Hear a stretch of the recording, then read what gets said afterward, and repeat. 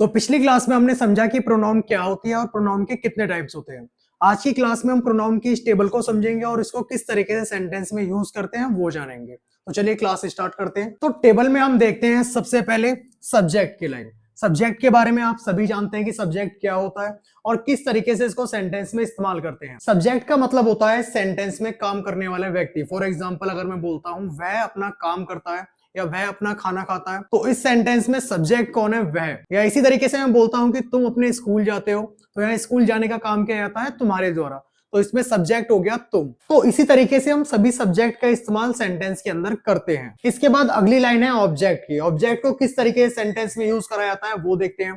जैसे मैंने एक सेंटेंस लिखा, वह मुझे पेन देगा।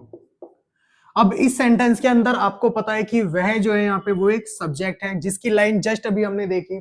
फिर उसके बाद जो वर्ड आ रहा है मुझे, मुझे इसमें ऑब्जेक्ट है। अब इसको किस तरीके से इंग्लिश में ट्रांसफॉर्म करना है वो हम देखते हैं। He will give me. तो यहां पे मुझे की इंग्लिश क्या आ गई? Me. He will give me a pen. वह मुझे एक पेन देगा।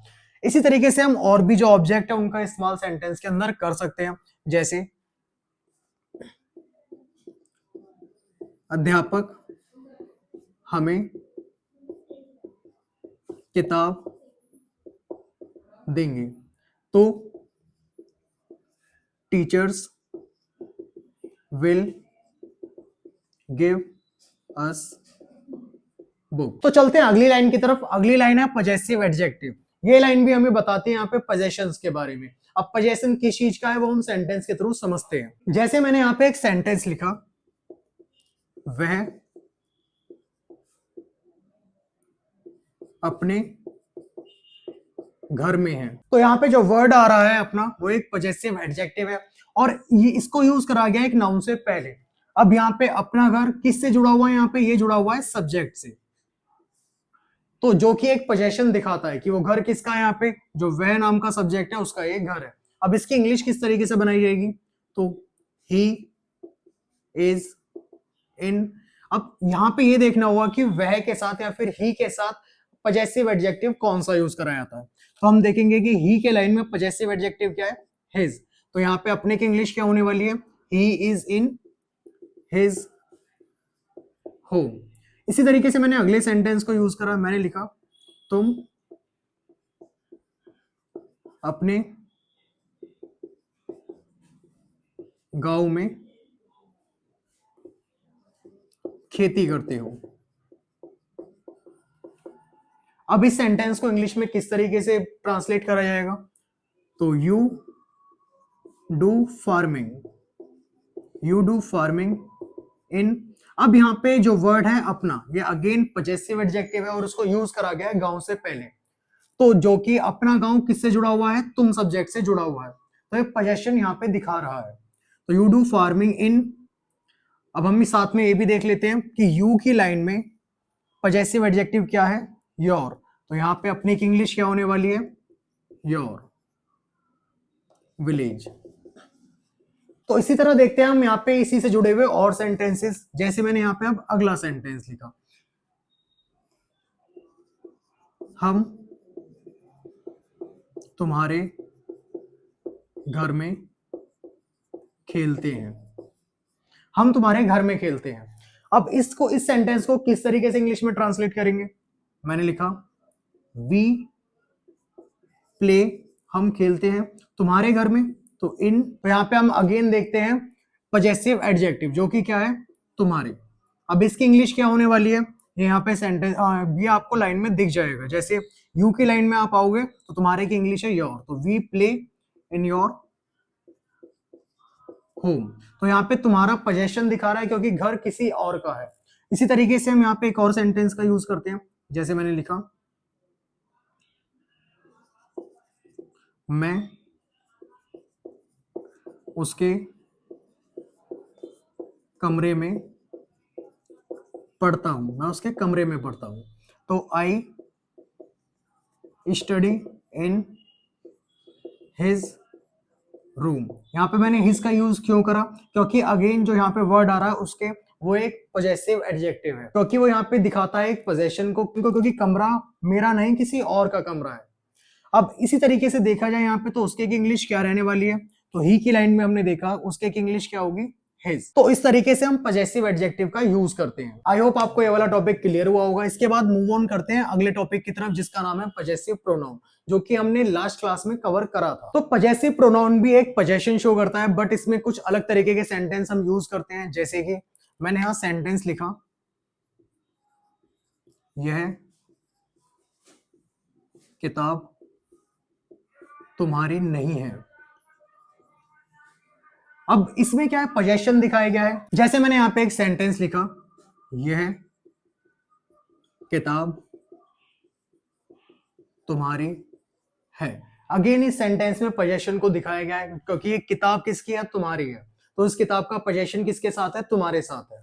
अब इसको इंग्लिश में किस तरीके से ट्रांसलेट करेंगे, दिस बुक इज योर्स। अब तुम्हारी के लिए हम देखेंगे तुम्हारी किस लाइन में आएगा, तो पॉजेसिव प्रोनाउन में हमने देखा, तो यू वाली लाइन में हमें दिखाई दे रहा है पॉजेसिव प्रोनाउन में वर्ड आ रहा है योर्स, तो दिस बुक इज योर्स। इसी तरीके से मैंने एक अगला सेंटेंस लिखा, वह घर मेरा था। अब इस सेंटेंस की इंग्लिश क्या रहने वाली है, डेट हाउस वॉज। अब मेरे की इंग्लिश यहाँ पे किस तरीके से यूज करी जाएगी, मेरा भी यहाँ पे अगेन एक पॉजेसिव प्रोनाउन है। उसके लिए हम अगेन टेबल में चलते हैं। टेबल में हम देखते हैं, तो मेरे की इंग्लिश आई से जुड़ी हुई है, तो मैंने आई वाली लाइन में पॉजेसिव प्रोनाउन देखा, जो कि क्या है, माइन। तो मैंने यहाँ पे लिखा डेट हाउस वॉज माइन। अब इसके बाद लास्ट आता है रिफ्लेक्सिव प्रोनाउन, जो कि क्या दिखाता है यहाँ पे, जो दिखाता है कि कोई भी काम खुद के द्वारा किया गया है। जैसे मैंने यहाँ पे सेंटेंस यूज करे, वह अपना काम खुद करता है। अब इस सेंटेंस की इंग्लिश क्या रहने वाली है, ही डज। अगेन यहाँ पे एक पॉजेसिव एडजेक्टिव आया हुआ है, तो आपको पता है कि अपने की इंग्लिश इस टाइम पे कैसे यूज करनी है। हमें देखना है सब्जेक्ट को, सब्जेक्ट क्या है, ही। तो हम ही वाली लाइन में देखेंगे कि पॉजेसिव एडजेक्टिव क्या है, हिज। तो यहाँ पे हम यूज करेंगे he does his work by. अब आपको ये देखना है कि यहाँ पे खुद करता है काम, तो किस तरीके से बनेगा, हम अगेन ही वाली लाइन में रिफ्लेक्सिव प्रोनाउन को देखेंगे, जो कि क्या है, हिमसेल्फ। तो he does his work by himself. मैंने एक सेंटेंस और लिखा, अमन खुद से चाय बना रहा है। अब इस सेंटेंस को इंग्लिश में किस तरह ट्रांसलेट करेंगे, अमन इज प्रिपेयरिंग टी बाय। अमन यहाँ पे एक बॉय है, तो उसके लिए हम किस तरीके का रिफ्लेक्सिव प्रोनाउन यूज करने वाले हैं, तो हम देखेंगे यहाँ पे बॉयज के लिए हम यूज करते हैं ही वर्ड, तो यहाँ पे पॉजेसिव प्रोनाउन रहने वाला है हिमसेल्फ। तो Aman is preparing tea by himself. इसी तरीके से यहाँ पे अगर किसी गर्ल का नाम होता, तो हम उसके लिए क्या यूज करते हैं, उसके लिए हम यूज करते हैं वर्ड हरसेल्फ। जैसे यहाँ पे हमने अगला सेंटेंस लिखा, हम खुद से खाना बना रहे हैं। अब इस सेंटेंस को इंग्लिश में कैसे ट्रांसलेट करेंगे, we are cooking the food by. अब यहाँ पे आपको दिखाई दे रहा है कि वर्ड आ रहा है इसमें हम, तो हम के साथ कौन सा रिफ्लेक्सिव प्रोनाउन यूज करा जाता है, तो हमने देखा कि वी वाली लाइन में रिफ्लेक्सिव प्रोनाउन क्या है, अवरसेल्फ। तो यहाँ पे वर्ड आ जाएगा बाय अवरसेल्व्स। तो सेंटेंस बनेगा we are cooking the food by ourselves. I hope आपको ये प्रोनाउन की टेबल क्लियर हुई होगी। तो चैनल से जुड़े रहिए अगली वीडियो के लिए, जिसमें हम समझने वाले हैं कि एडजेक्टिव क्या होता है और एडजेक्टिव किस तरीके से सेंटेंस में काम करता है। वीडियो को लाइक कीजिए और शेयर कीजिए।